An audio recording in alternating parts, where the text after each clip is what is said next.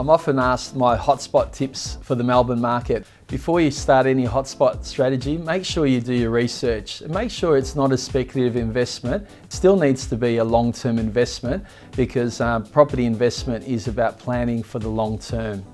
Here are some of my hotspot tips. Firstly, look at Reservoir, which benefits from the ripple effect in the north suburbs. Secondly, my hotspot tip for the southern suburbs is Mentone, which benefits from the ripple effect.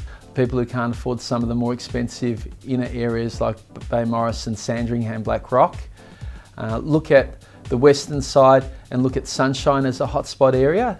The ripple effect taking people out from more expensive suburbs like Yarraville, Seddon and Footscray.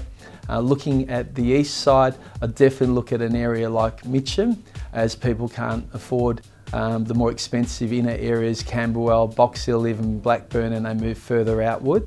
And my last hotspot tip is in the southeastern side, where if people are struggling to get into that marketplace and can't afford Bentley, East Brighton, Ormond and those sort of suburbs, that they push out a bit further and look at areas like Oakley South.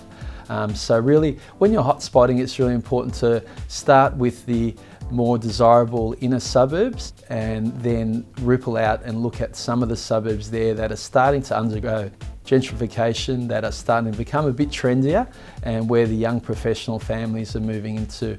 Hope you get some value out of our hotspot tips for the future.